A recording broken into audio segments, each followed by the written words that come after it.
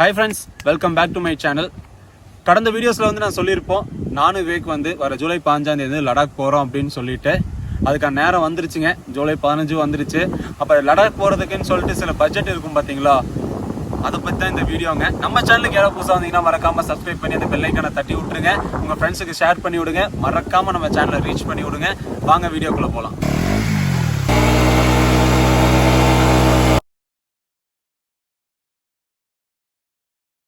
நம்ம இந்த வருஷம் அதாவது ஜூலை 15, 2022 நம்ம லடாக் கிளம்புறது உறுதியாயிருச்சுங்க. ஆனால் இதுக்கு பின்னாடி ஒரு பேக் ஸ்டோரி இருக்குது. நாங்கள் வந்து போன வருஷம் 2021 ஜூலையில் வந்து லடாக் போகணும்னு நினச்சோம். நாங்கள் ஏதோ லடாக் ஏதோ போகிறதுக்கு ஒரு 40 ரூபா 50 ரூபா இருந்தால் போதும் அப்படிங்கிற மாதிரி நினச்சி தான் நாங்கள் வந்து போனதை டிசைட் பண்ணிட்டோம். ஆனால் அதை பற்றி ரிசர்ச் பண்ணும்போது தான் தெரிஞ்சுது அந்த காசை வச்செல்லாம் போக முடியாது. ஏன்னா வந்து நம்ம ரைடிங் கியர்ஸ் வாங்கணும், வண்டியை ரெடி பண்ணணும், அதுக்கப்புறம் எங்களை ப்ரொடெக்ட் பண்ணுறதுக்கான கியர்ஸ் வாங்கணும். ஸோ இது எல்லாமே பண்ணணும் அப்படின்னா நாங்கள் ஒரு வருஷத்துக்கு 2020லேருந்தே பிளான் பண்ணால் மட்டும்தான் 2021 நாங்கள் லடாக் போயிருக்க முடியும். சாரிங்க, இந்த காற்று வேறு ரொம்ப அதிகமாக இருக்குது. நான் வீட்டிலேருந்து தான் எடுக்கலாம்னு நினச்சேன். ஆனால் வீட்டில் லைட்டிங் சரியில்லை. வீட்டில் பையன் வந்து நம்மளை வந்து வீடியோ எடுக்கவே விடமாட்டான். ஸோ அதனால தான் பீஸ்ஃபுல்லாக இருக்கணும்னு வெளியே வந்துட்டேங்க. ஸோ நம்ம வீடியோக்குள்ள மறுபடியும் போகலாம். போன வருஷமே நாங்கள் வந்து அந்த மாதிரி பிளான் பண்ணி தான் மட்டும்தான் 2021 போயிருக்க முடியும். ஸோ அப்போ தான் நாங்கள் முடிவு பண்ணோம் 2022 ஜூலையில் கண்டிப்பாக நாங்கள் போகணும் அப்படின்னு சொல்லிட்டு. ஸோ அதனால தான் வந்து 2021 2022 வரைக்கும் தேவையான வண்டி, அதுக்கு தேவையான கியர்ஸ் எல்லாமே, வண்டிக்கு தேவையானது எல்லாமே ரெடி பண்ணோம். எங்களுக்கு தேவையான கியர்ஸ் வாங்கணும். ஸோ இந்த 12 மந்த்ஸ் நாங்கள் எடுத்துக்கிட்டது முழுக்க எங்கள் சேஃப்டிக்கும் வண்டி சேஃப்டிக்கும். அதுக்கப்புறம் லடாக் ரைடை பிளான் பண்ணி வச்சுருக்கோம். ஸோ ஜூலை 15 சக்ஸஸ்ஃபுல்லாக நாங்கள் வந்து லடாக்கு கிளம்பிடுவோம். ரொம்பவே ஒரு ஹாப்பியான மூமெண்ட் இருக்குங்க. ஒரு நம்ம பைக்குன்னா அவ்வளோ ஒரு இன்ட்ரெஸ்ட்டு. அதே மாதிரி நம்ம லடாக் போகிறோம் அப்படிங்கிறது ஒரு சாதாரண விஷயம் கிடையாது. எடுத்தோடனே நம்ம லடாக்கில் ஓட்டிட முடியாது. அதுக்கு வந்து ஒரு மன வலிமையே வேணும்.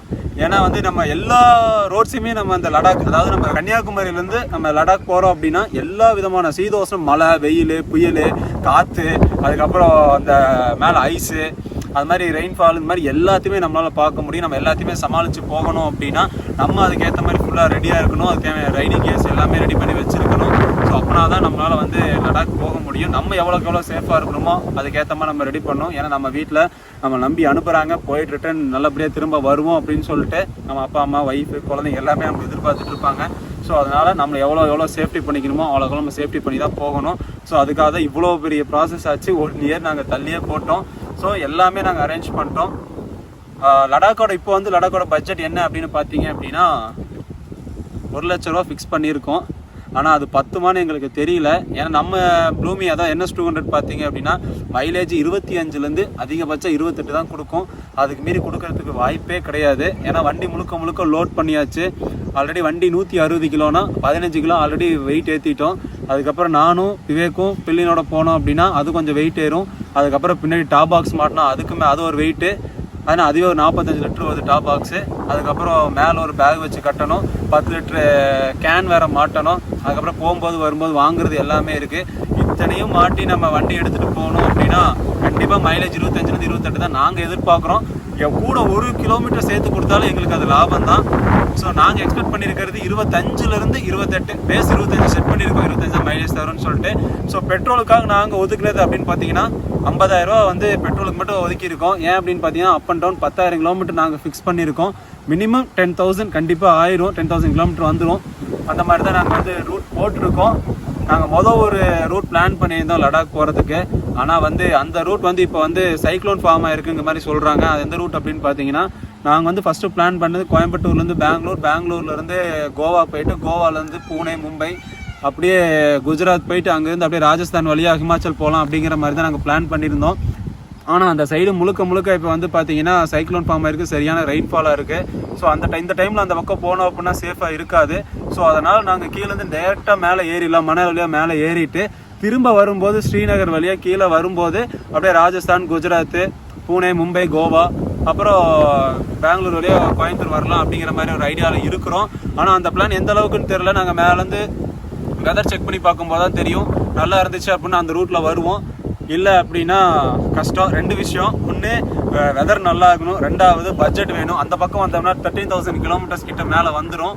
ஸோ இந்த பக்கம் போனால் 10,000, அந்த பக்கம் 13,000 கிலோமீட்டர். ஸோ பட்ஜெட் நாங்கள் எவ்வளோக்குள்ள சுருக்கிறோமோ அந்த அளவுக்கு சுருக்கி தான் போகிறோம். இதில் மெயின் விஷயம் என்ன அப்படின்னு பார்த்தீங்கன்னா, எங்களுக்கு ஹிந்தி தெரியாது. அதுக்கப்புறம் பார்த்தீங்கன்னா டென்ட் ஸ்டே நாங்கள் பண்ணவே கிடையாது. நான் குரூப் ரைடாக போகிற மாதிரி இருந்தால் நம்ம ஒரு 4-5 பேர் போகிற மாதிரி தான் டென்ட் ஸ்டே போடலாம். 2 பேர் போகும்போது வந்துட்டு டென்ட் ஸ்டே வந்து அந்த அளவுக்கு சேஃபாக இருக்குமான்னு எங்களுக்கு தெரியல. இந்த தடவை போயிட்டு வந்துட்டு நெக்ஸ்ட் டைம் லடாக் போகும்போது வேணால் டென்ட் ஸ்டே ட்ரை பண்ணலான்ட்டு இருக்கோம். ஸோ வந்து ரூம் காஸ்ட் பார்த்தீங்க அப்படின்னா அது கொஞ்சம் அதிகமாக தான் இருக்கும். ஸோ பெர் டே வந்து நாங்கள் மினிமம் 600 ஃபிக்ஸ் பண்ணியிருக்கோம், மேக்ஸிமம் 700 ஃபிக்ஸ் பண்ணியிருக்கோம்.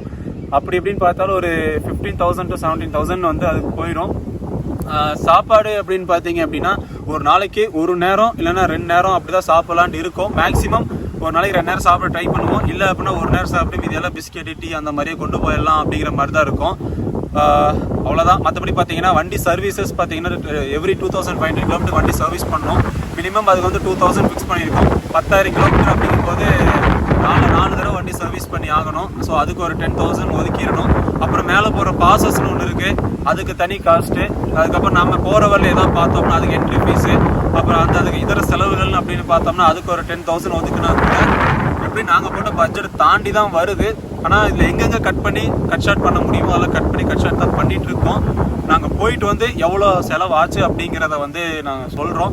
அது மட்டும் இல்லாமல் எங்கள் ஃப்ரெண்ட்ஸ் கிட்ட நாங்கள் வந்து ஹெல்ப் கேட்டிருந்தோம். எல்லாருமே அவங்களால முடிஞ்ச வந்து எங்களுக்கு கொடுத்தாங்க. ஸோ அதுவும் வந்து எங்களுக்கு யூஸ்ஃபுல்லாக இருக்குது. ஸோ நிறைய பிளெஸிங்ஸோடு தான் நாங்கள் லடாக் போகிறோம். எங்களுக்கு உங்களோட பிளெஸிங்ஸும் எங்களுக்கு வேணும், நல்லபடியாக போயிட்டு வரணும் அப்படின்னு சொல்லிட்டு. அவ்வளோதாங்க. நான் வந்து ஒரு ராவாக தான் சொல்லியிருக்கேன், ஒரு ப்ரொஃபஷனல் வேலை சொல்லலை. எனக்கு என்ன தோணுச்சோ அதான் நான் சொல்லியிருக்கேன். ஏதாவது தப்பு இருந்தால் அப்படின்னா மன்னிச்சுக்கோங்க. நம்ம சேனலுக்கு யாராவது புதுசாக வந்தீங்கன்னா மறக்காமல் சப்ஸ்கிரைப் பண்ணி அந்த பெல் ஐக்கானை மட்டும் தட்டி விட்டுருங்க. அப்போ தான் நம்ம போடுற வீடியோஸ் எல்லாம் உங்களுக்கு அடுத்தடுத்து வரும். வேறு எல்லாமே சொல்லிட்டேன். NS200 தாங்க போகிறோம். போன வீடியோவில் சொன்ன மாதிரி கசினோவில் போகலான்னு ஒரு ஐடியா இருந்துச்சு. ஆனால் கசினோ அப்படின்னு எடுத்துட்டோம் அப்படின்னா நமக்கு பெட்ரோல் காஸ்ட் கம்மி ஆகும். ஆனால் நம்மளால் டைமுக்கு போக முடியாது. ஒரு 15 நாள் 20 நாள்னா அது ஒரு 30-40 நாள் இழுத்துரும். அது இல்லாமல் நம்ம ஒரு என்ஜாய் பண்ணுற மாதிரி இருக்குமா அப்படிங்கிறது எனக்கு தெரியல. 2-3 பேர் பார்த்த ஸ்கூட்டியில் போயிருந்தாங்க. பட் ஆனால் எனக்கு அது செட் ஆகாது. நம்ம பைக்கில் அந்த எக்ஸாஸ்ட் சவுண்ட் கேட்டுகிட்டே வண்டி ஓட்டினா தான் அது ஒரு தனி சுகமாகவே இருக்கும். அதனால தாங்க, வேறு ஒன்றும் கிடையாது. இனி வர vlog நீங்கள் வந்து அப்படியே நீங்கள் பாருங்கள், அப்கமிங் வீடியோஸ் பாருங்கள். ஏதாவது மிஸ்டேக் இருந்தால் நீங்கள் கீழே வந்து அப்படியே கமெண்ட் பண்ணுங்கள். நான் எல்லா தர கமெண்ட்டுக்கும் ரிப்ளை பண்ணுவேன். மறக்காமல் சப்ஸ்கிரைப் பண்ணி அந்த பெல் ஐக்கானை தட்டி விட்டுருங்க. அவ்வளோதாங்க. இன்னொரு வீடியோவில் பார்க்கலாம். Bye guys.